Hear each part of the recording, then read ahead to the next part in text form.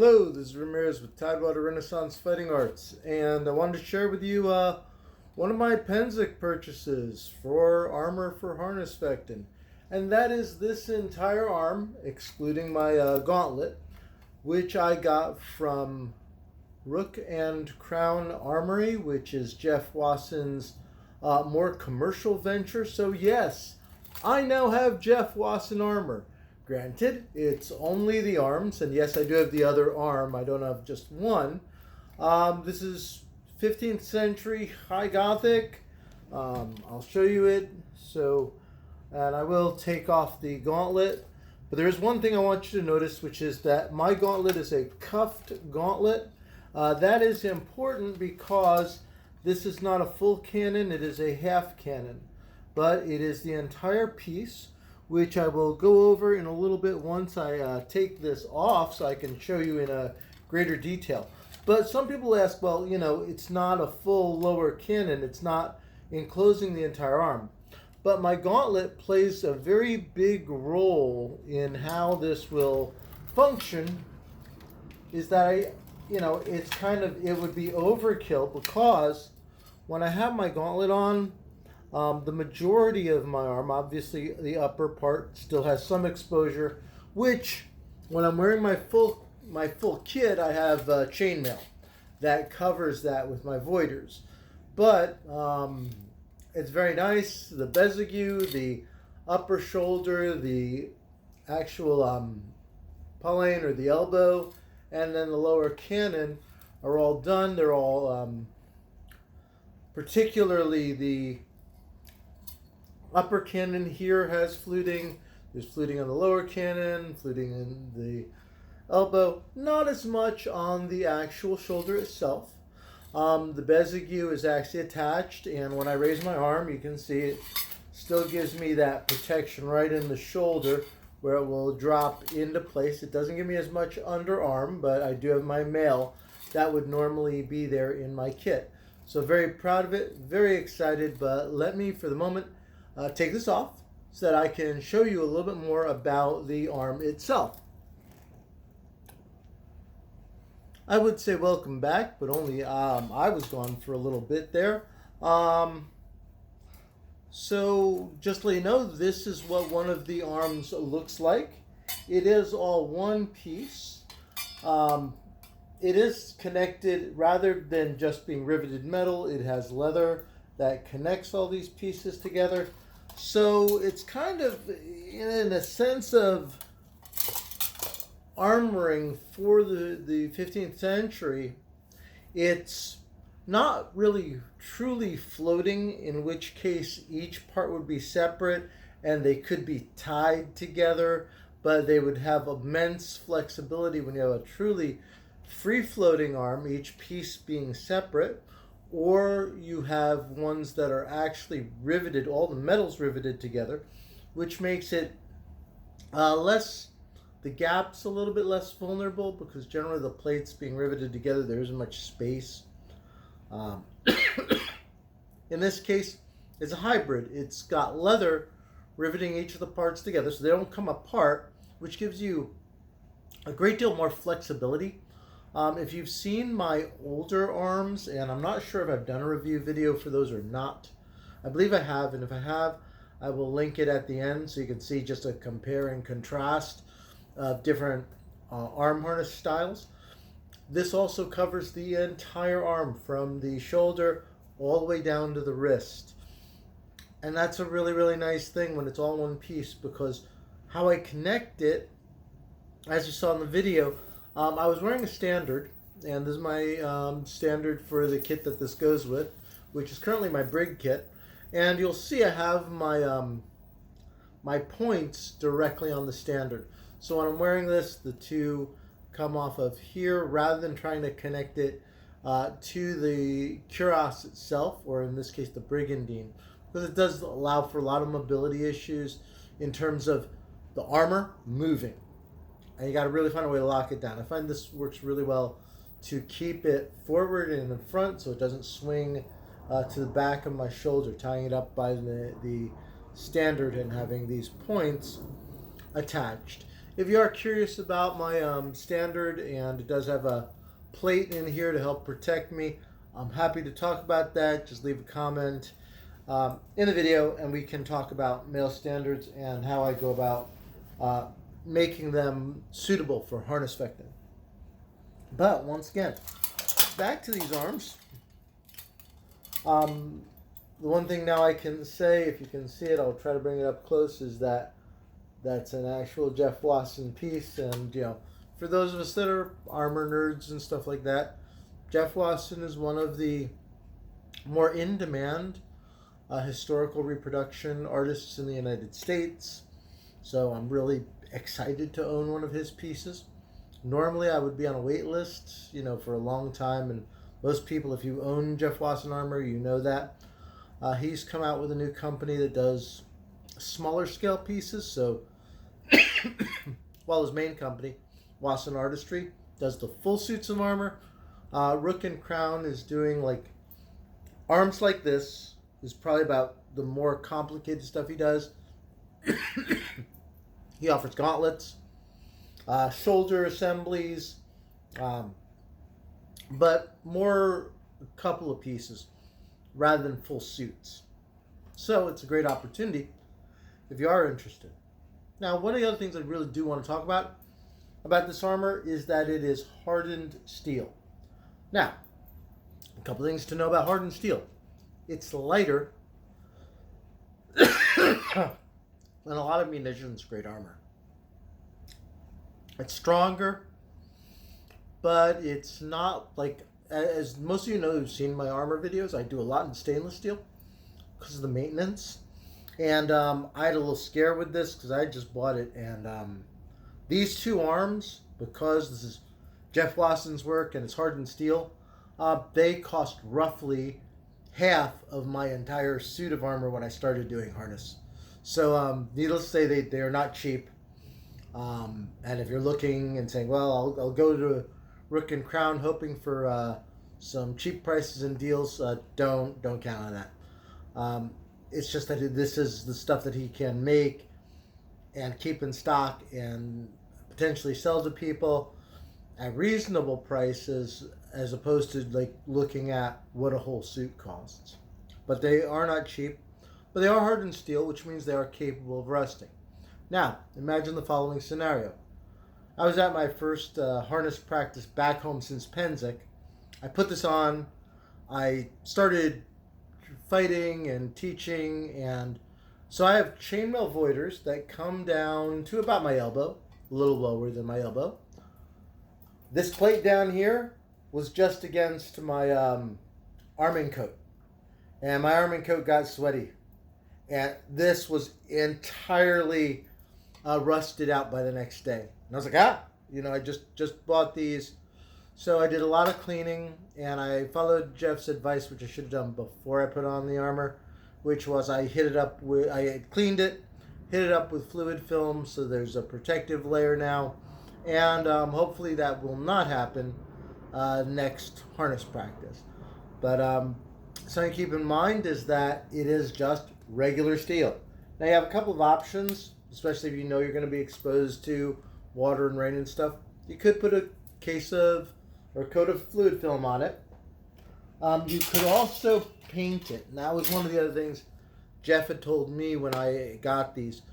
A lot of times if you get munitions grade armor, you'll notice it's always kind of painted black on the inside. And the reason for that is a certain degree of rust protection. If you want to go through that method, you can get basically a primer, and then, you know, like a matte black Rust-Oleum paint or something like that, and paint the inside of it. And what it's going to do is it's going to give it a layer of protection against sweat and water. Now, obviously, on the outside, you don't want to do that. Jeff personally recommends that you use wax. In my case, I used Renaissance wax on the outside. If I start seeing a problem where I have to do a lot of cleaning, I may opt to just go to fluid film on the outside. But the wax does bring out the luster a little bit more, and since it has a nice look to it, I want to keep that. So I'm currently using Renaissance wax on the outside, and I've coated the inside, the part's going to be touching me, or my arming coat, with fluid film, because wax tends to remove a lot easier, especially with a lot of rubbing and surface contact, which inherently, if it's against my arming coat, that's naturally going to happen. That's going to take that wax coat away. So I wanted something a little stronger, so I put a coat of fluid film on that.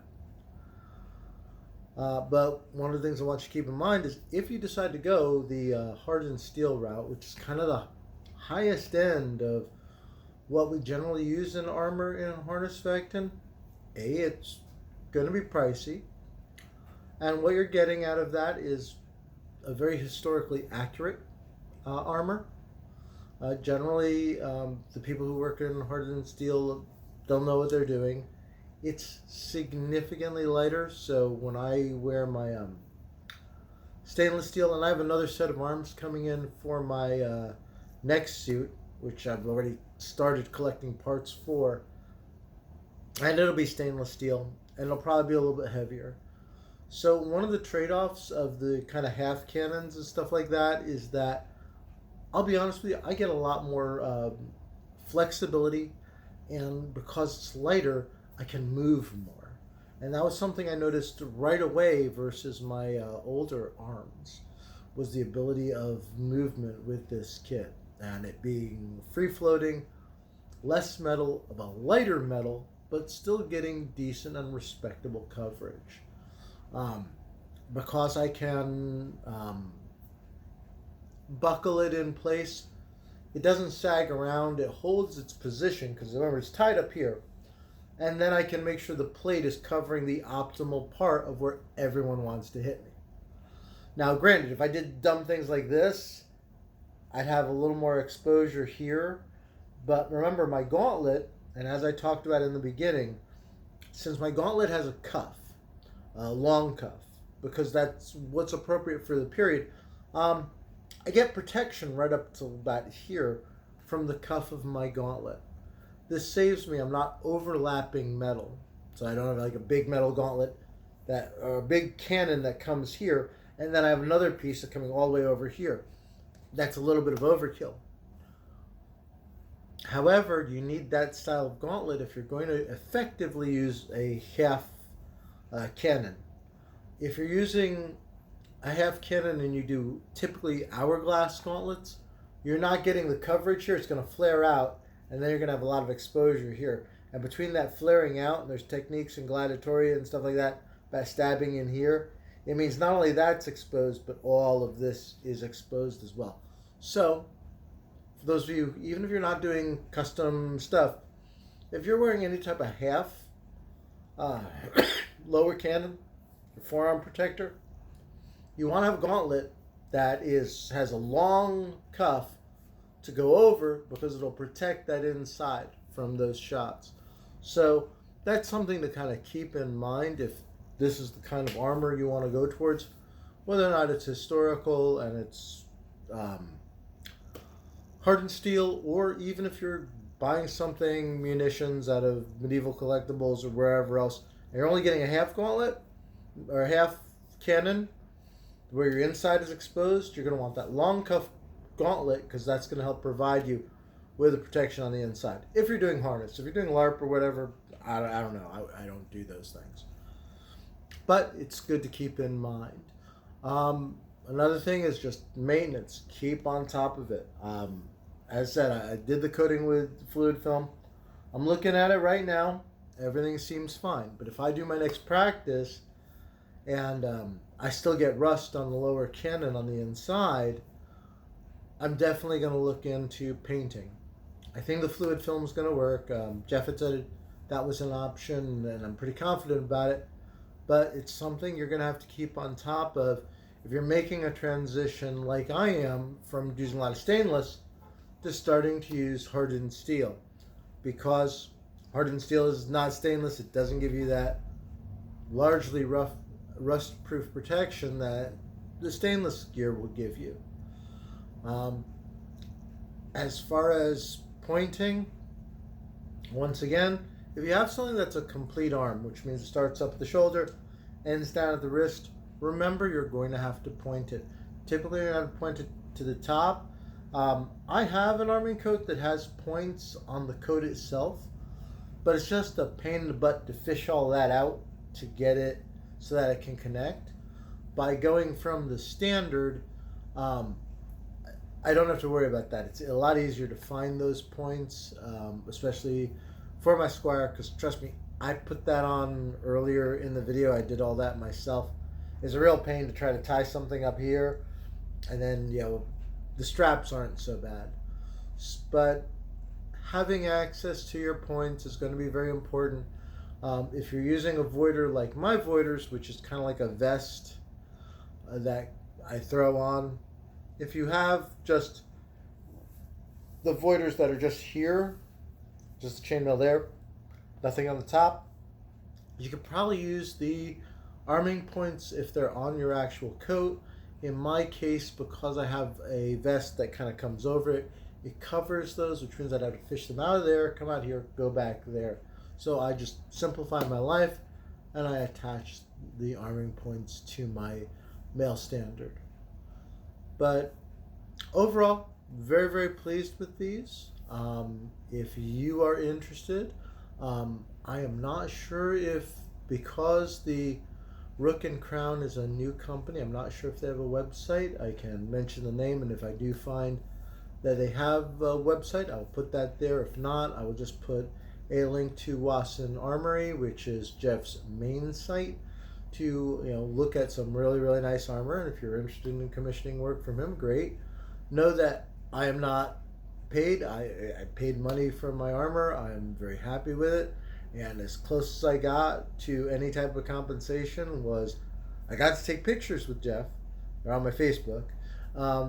And I got a little plastic rook, a little plastic, basically a raven that they gave me as part of the club. So that was fun. And as I said, really happy with the work. Keep in mind that when talking about hardened steel, there's going to be maintenance that you're going to need to keep on top of, especially if you're paying that kind of money for armor. But hopefully, if you start out with mild steel, you're no stranger to armor maintenance, because you're definitely going to need that skill when you own hardened steel armor.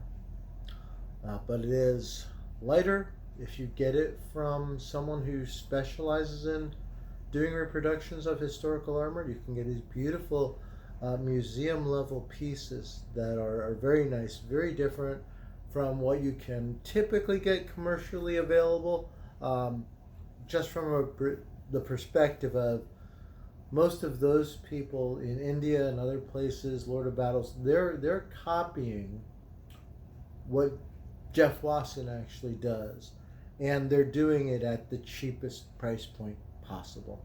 So it's never going to be quite as good as an artist who really understands the history, understands what they're making, and makes it to that quality. So once again, this is Ramirez with Tidewater Renaissance Fighting Arts. We're based out of Norfolk, Virginia, and I will see you in the next video.